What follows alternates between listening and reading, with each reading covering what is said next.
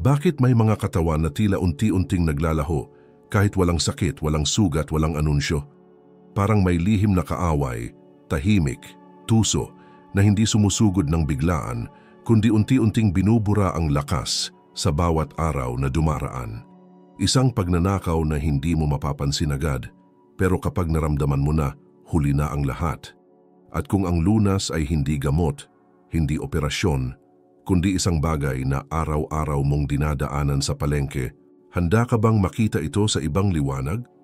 May mga prutas na hindi lang basta pagkain, sila ay mensahe, nakatago sa balat at laman. Bawat isa ay tila tagapagbantay ng lihim ng katawan, kung paano manatiling buo, matatag at buhay sa gitna ng paghina. Pero ang tanong, bakit hindi ito itinuturo sa atin? Bakit ang mga doktor na nakakakita ng unti-unting pagguho ng katawan ay tahimik sa prutas na kayang pigilan ito? Ano ang pinipigilan nilang sabihin at bakit? Ilang matatanda na ang tumanggap na ang panghihina ay kapalaran, na ang pagtanda ay hindi paglalakbay kundi pagbagsak, isang kasinungalingang inulit-ulit hanggang ito'y naging totoo.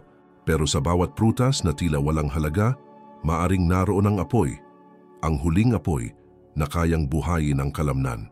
At ang prutas na iyon, baka nasa mesa mo na pero hindi mo pinapansin.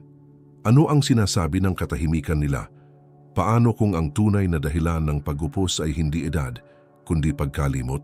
Hindi ito tungkol sa kung ilang taon ka na, kundi kung anong prutas ang hindi mo kailanman tinikman. Sapagkat sa simpleng anyo nila, may dalang sandata ang mga prutas laban sa sarcopenia, isang salitang hindi kilala ng marami, pero tahimik na winawasak ang katawan ng libo-libo araw-araw.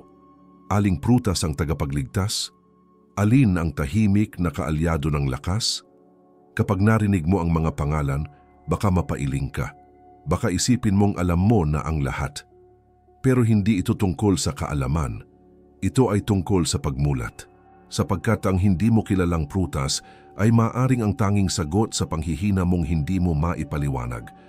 At kung hindi mo ito malalaman ngayon, kailan mo pa babawiin ang lakas na unti-unting ninanakaw sa iyo? May uri ng katahimikan na natututuhan ng katawan. Hindi ang katahimikan ng mga salitang hindi nasabi, kundi ang katahimikan ng lakas na unti-unting nawawala. Hindi ito biglaan. Dumarating ito habang abala ka sa buhay. Isang bag na hindi mo na kayang buhatin, isang baitang na tila mas mataas kaysa dati, isang pag-unat ng braso na may kasamang buntong hininga at pilit mong tinatago sapagkat ang pag-amin na humihina ka ay tila mas mabigat kaysa sa mismong panghihina.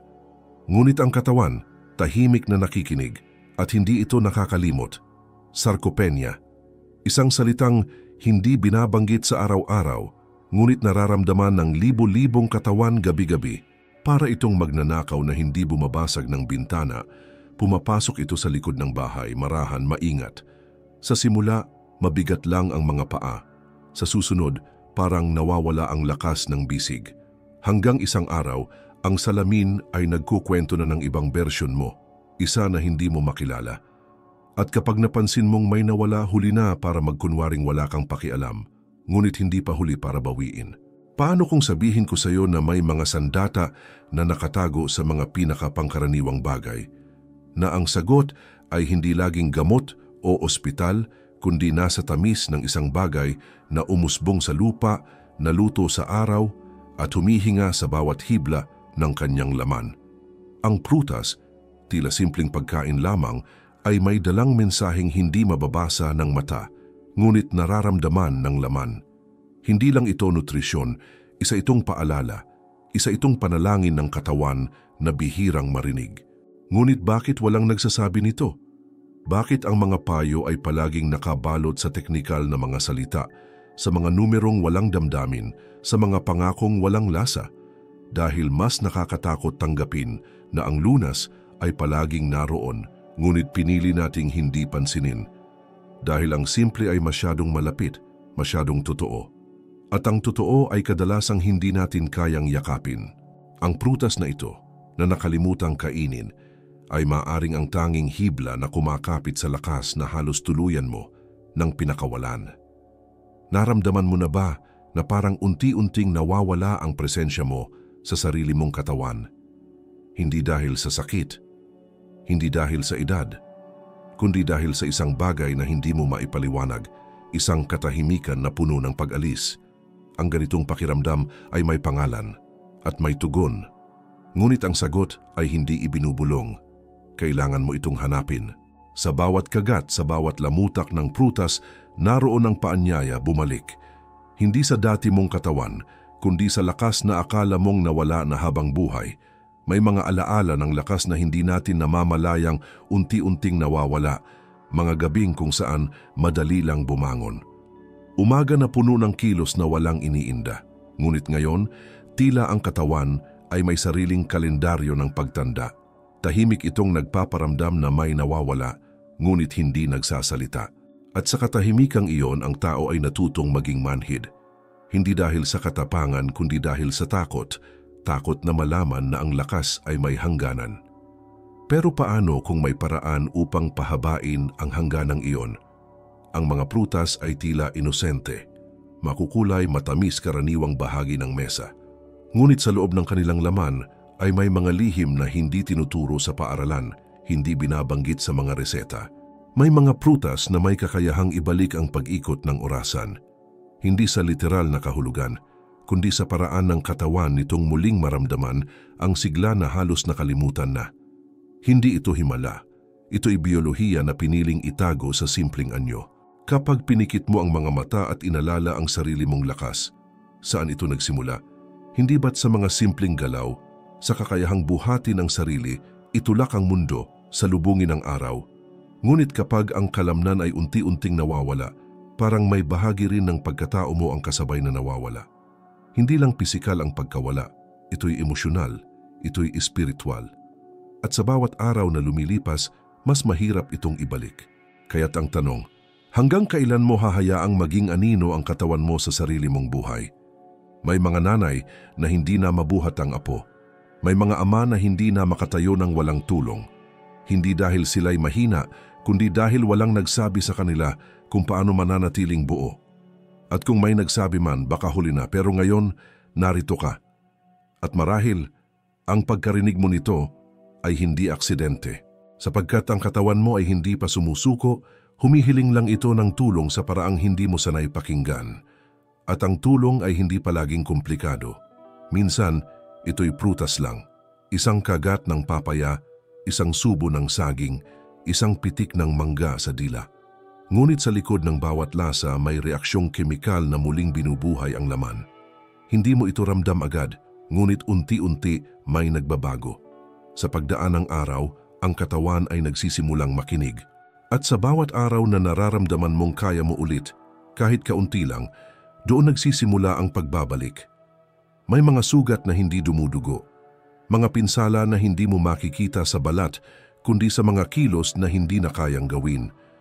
Tinatawanan mo na lang, binabaliwala, matanda na ako. Ngunit sa loob mo may sigaw, isang boses na nagsasabing, hindi pa tapos. Ang prutas ay hindi gamot. Ngunit minsan, ang hindi mo inaakalang simpleng pagkain ay siyang paboritong wika ng katawan kapag wala ng ibang gustong pakinggan. Bakit kaya mas madaling uminom ng tableta kaysa kumain ng prutas? Dahil ang tableta ay walang emosyon, walang koneksyon. Samantalang ang prutas, ito ay buhay. Humihinga, may ugat, may kasaysayan. At sa bawat pagnguya nito, parang may isinusulat na panibagong pahina sa loob ng katawan mo.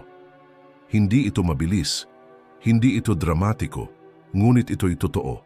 May isang uri ng kalayaan na dumarating lamang kapag muling nakaramdam ng kontrol.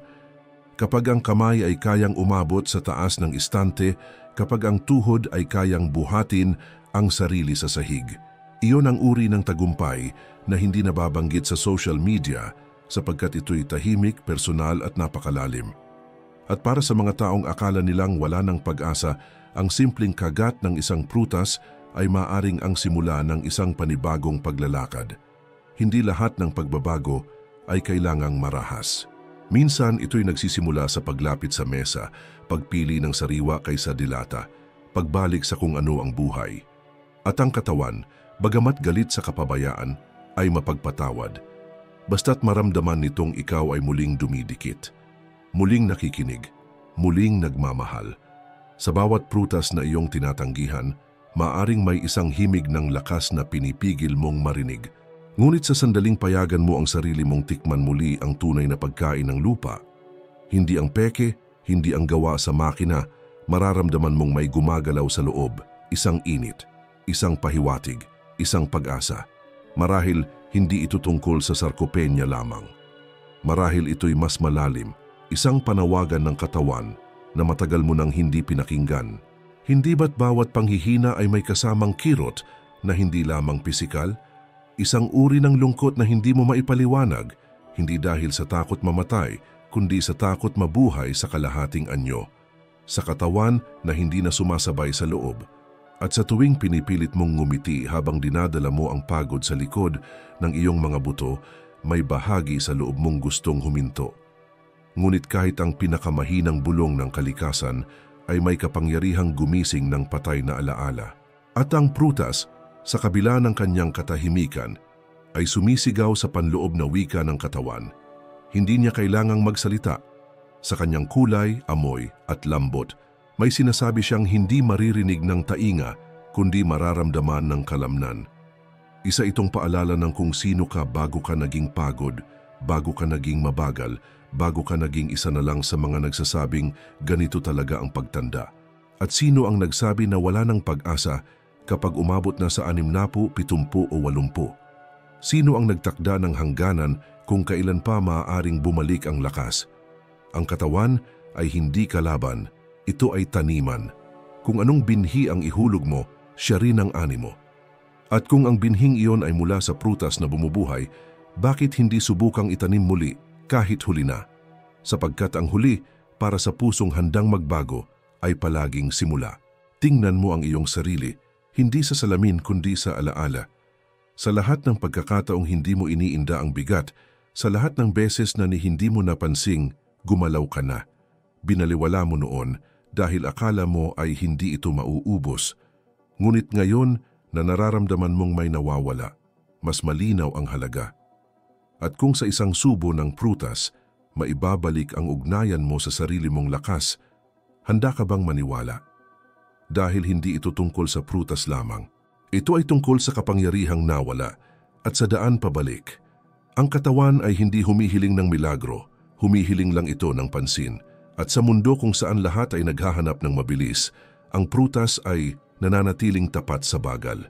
Sapagkat sa bagal ng pagnguya sa dahan ng pagsipsip ng katas, muling bumubukas ang daan sa kung anong akala mong isinara na ng panahon. May sandaling mapapahinto ka at mapapaisip, kailan ba nagsimula ang paghina? Hindi ito biglang nangyari. Isa itong sunod-sunod na hindi pagpansin. Isang araw hindi ka na nag-ehersisyo. Kinabukasan mas pinili mong humiga. At pagkatapos ng ilang taon, naramdaman mong hindi ka na makabangon gaya ng dati. Pero hindi ito kapalaran. Ito'y resulta ng paglayo, hindi lamang sa galaw, kundi sa pagkaing may buhay. Ang katawan ay may katalinuhang higit sa ating isipan. Kapag binigyan mo ito ng tamang pagkain, ito'y tumutugon, hindi agad, ngunit tiyak. At ang prutas sa kanyang kabuuan ay isang lihim na mensahero. Hindi ito nagpapagaling sa estilo ng ospital. Hindi nito babasagin ang katahimikan ng iyong gabi. Ngunit sa loob mo, may mga pintuang unti-unting bumubukas sa tuwing binibigyan mo ito ng tamang katas, tamang hibla, tamang pag-alaga. May mga tao na hindi kailanman binigyan ng pagkakataong malaman ito. Lumaki silang sinabihang sapat na ang kanin, karne at kaunting gulay. Ngunit walang nagsabi na may mga prutas na may kakayahang labanan ang pagkawala ng kalamnan, na ang kalamnan ay hindi lamang gawa sa protina, kundi pinapalakas din ng biyayang galing sa puno. At sa sandaling matikman mo ang prutas na iyon, magugulat ka sa paanyayang bumalik sa sarili mong sentro. Sa mundong puno ng artipisyal, ang tunay ay nakakatakot, kaya't hindi mo ito pinipili. Mas madali ang kapsula, ang powder, ang quick fix. Ngunit ang prutas ay hindi nagmamadali. Sinasabayan ka nito. Hinahaplos nito ang loob mo sa ritmo ng natural na paggaling. At habang ikaw ay muling natututong magtiwala sa mga simpleng bagay, napapansin mong kahit ang sakit ay tila unti-unting humuhupa kahit hindi mo alam kung bakit. At marahil doon mo mararamdaman ang pinakamakapangyarihang pagbabago. Ang muling maramdaman ang sarili mong presensya. Sa lakas na hindi sigaw kundi bulong. Sa kakayahang buhatin muli, hindi lamang ang katawan, kundi ang paniniwala sa sarili. Hindi ito pagbabalik sa nakaraan.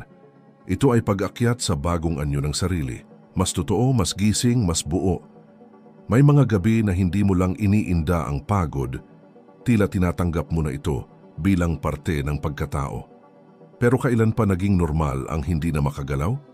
Kailan pa natin tinanggap na ang katawan ay unti-unting bumibitaw sa atin at wala tayong magagawa kundi panoorin ito?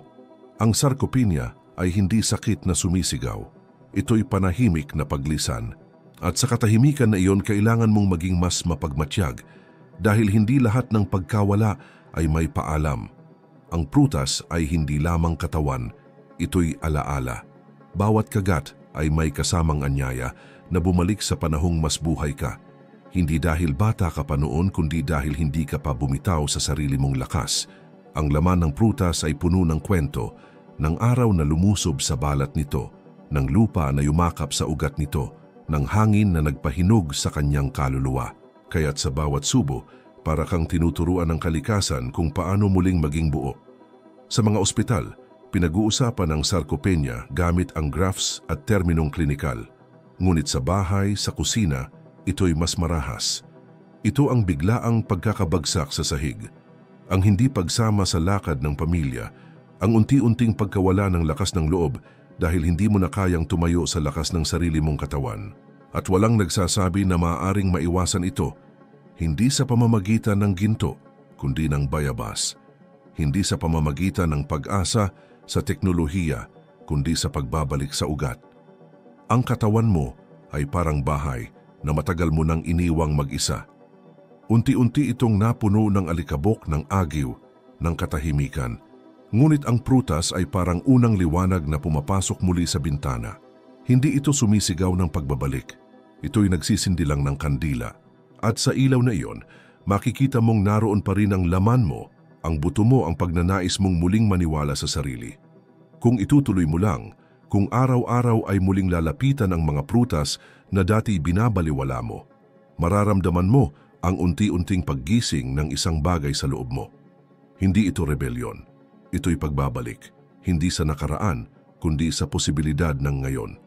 Ang katawan ay hindi laging nagsasalita sa paraan na gusto mong marinig. Minsan ito'y paninigas ng tuhod. Minsan ito'y pangangalay na hindi mo maipaliwanag. Ngunit ang pinakamalalim na panawagan ay dumarating sa anyo ng pagkawala.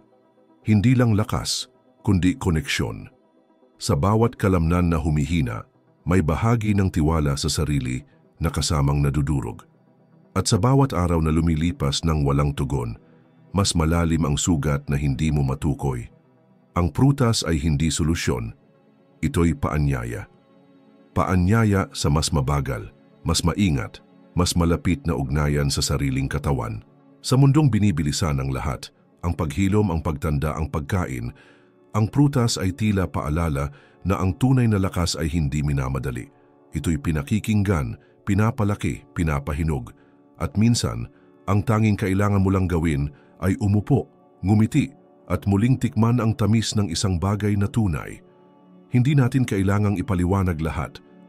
May mga bagay na mararamdaman mo lang kapag nandoon ka. Kapag ang saging ay hindi lang saging, kundi pangako ng tibay. Kapag ang abokado ay hindi lang pagkain, kundi pagsuporta sa mga himaymay mong gustong mabuhay muli. Kapag ang mangga ay hindi lang matamis, kundi paalala ng araw sa loob ng katawan mo. Sa ganitong mga sandali, ang pagkain ay postcard ng kalikasan mula sa mundo patungo sa laman. Ang katawan ay hindi humihingi ng marami, isa lang, na maramdaman mong kasama mo pa rin ito, na kahit ilang taon ang lumipas, hindi mo pa rin ito iniwan, at sa bawat kagat ng prutas para kang humihingi ng tawad at binibigyan ng panibagong pagkakataon. Isang uri ng pag-ibig na hindi sinasabi, kundi ipinaparamdam. At habang unti-unting bumabalik ang lakas, Mapapansin mong may mga bagay din sa loob mo na sumusunod. Ang tiwala, ang tapang, ang pagnanais muling maglakad, hindi dahil kailangan, kundi dahil kaya mo pa. Sa bawat taon na lumilipas, parang may bumabawas. Hindi lang sa katawan, kundi sa damdamin. Parang mas kaunti ang tiwala, mas kaunti ang galaw, mas kaunti ang posibilidad. Ngunit sa loob ng bawat prutas, may sobra. Sobra sa sustansya, sobra sa kulay, sobra sa buhay. At ang sobrang iyon ang matagal ng kulang sa iyo. Hindi mo kailangang ibalik ang nakaraan. Hindi mo kailangang magmukhang bata ulit. Ang tunay na paghilom ay hindi pagbabalik. Ito ay pagkilala, pagtanggap at pagkilos mula sa bagong kaalaman. Ang katawan ay hindi naghahanap ng milagro. Gusto lang nitong maramdaman mong kasama mo pa rin siya. Na handa kang tumigil, huminga at bumalik sa ugnayan na nawala sa pagitan ng stress at pagkalimot. Marahil hindi aksidente na naririnig mo ito ngayon. Marahil ito na ang pagkakataong matagal nang hinihintay ng katawan mo, ang pagkakataong muling pakinggan kahit isang prutas lang bawat araw, sapagkat sa bawat simpleng pagkilos, may mga molekulang nagkakaroon ng sigla, may mga hiblang muling bumabalik sa galaw. At sa loob ng ilang linggo, mararamdaman mong hindi ka na basta nakalugmok sa pag-asa, ikaw ay umaakyat. Sa bawat sandaling pinipili mong pakinggan ang katawan mo, kahit hindi ka sigurado kung tama ang ginagawa mo, may nangyayaring mahika. Hindi sa panlabas kundi sa loob, at ang himik ng katawan na iyon ay isang panibagong kanta ng paghilom.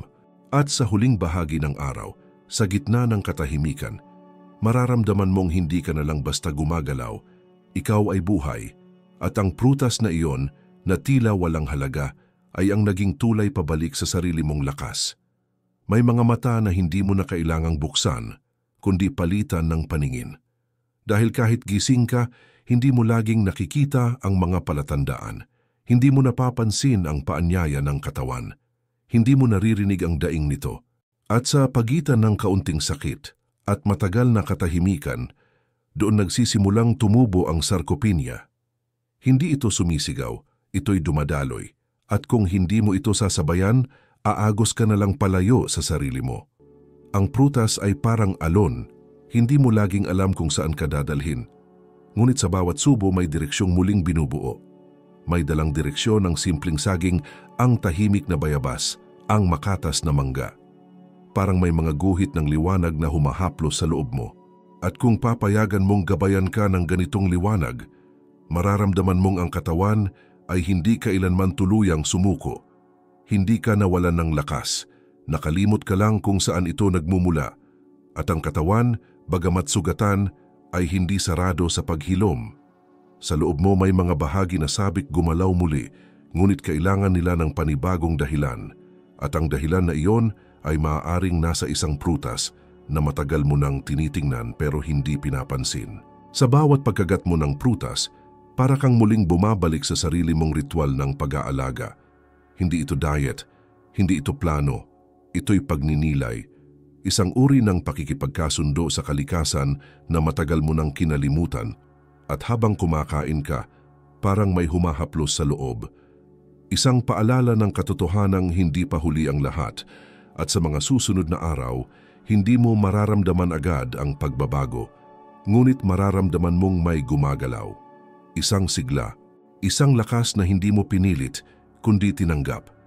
Walang sino man ang ganap na handa sa pagtanda dahil walang nagturo kung paano ito yakapin ng buo. Ang iniwan sa atin ay takot, hiya at pagtanggap sa panghihina bilang sentensya. Ngunit ngayon, habang binabasa mo ito, may puwang para sa isa pang posibilidad. Isa kung saan ang katawan, gaano man kahina, ay may karapatang maramdaman muli ang lakas. Hindi upang bumalik sa nakaraan, kundi upang maramdaman na siya'y naririto pa. At kung ang prutas ang susi, hindi ba't napaka-ironic? Isang bagay na andyan lang palagi, hindi mo binayaran ng mahal, hindi mo kailangang ipareseta. Naghihintay lang ito, tulad ng katawan mo. Tulad mo, hinihintay ang araw na pipiliin mong maniwala muli. Hindi ka kailangang maging eksperto sa nutrisyon para maramdaman ang pagbabagong dala ng isang simpleng kagat. Hindi mo kailangang magbago agad. Ang kailangan lang ay ang desisyong huminto sa paglayo. at magsimulang bumalik. Hindi sa dati, kundi sa isang bersyon mo na mas buo, mas tahimik, mas malakas sa loob. At habang ginagawa mo ito araw-araw, kahit mabagal, kahit hindi sigurado, makikita mong ang sarkopenia ay hindi kahuli-hulihang kabanata. Ito'y babala, isang paalala. At ang prutas sa kanyang katahimikan ay maaaring maging sagot na matagal mo nang pinagdadasal. Dahil ang tunay na lakas ay hindi laging makikita sa bigat ng binubuhat, kundi sa lalim ng desisyong piliin ang sarili. Araw-araw, may mga bagay na hindi kailanman sinasabi, nararamdaman lamang. Tulad ng sandaling iyon na ang katawan, sanay sa pananahimik, ay marahang bumubulong sa kaluluwa. Nandito pa ako. Hindi ito sigaw, hindi ito paghingi ng awa. Isa itong pagbabalik. Isang alingaw-ngaw ng kung anong matagal nang umiiral sa loob, ngunit natabunan ng takot, pagod o paglimot. At ngayon, marahil sa unang pagkakataon sa mahabang panahon, nagsisimula kang makinig. Hindi sa pamamagitan ng tainga, kundi ng balat ng alaala ng puso. Lahat ng tila karaniwan, isang bungkos ng ubas, isang hiwa ng papaya, ang langut-ngut ng mansanas sa unang kagat, biglang may ibang bigat, ibang presensya. Parang naroroon na ang sagot sa buong panahon. Tahimik, simple, naghihintay lang ng tamang sandali para mapansin. At sa mismong sandaling ito, habang dahan-dahan mong kinikilala muli ang lasa ng buhay, nauunawaan mong may mas maraming sigla sa maliliit na bagay kaysa sa buong ingay ng mundo. Hindi lamang ito tungkol sa pagtagumpayan ng panghihina. Ito'y pagbawi ng ugnayan, sa katawan, sa sarili, sa kwento ng pagiging buhay. Ang bawat prutas sa kanyang hilaw na tamis ay isang liham ng pag-ibig mula sa kalikasan na matagal mo nang hindi binubuksan. Isang mensahe na nagsasabing, kaya mo pa.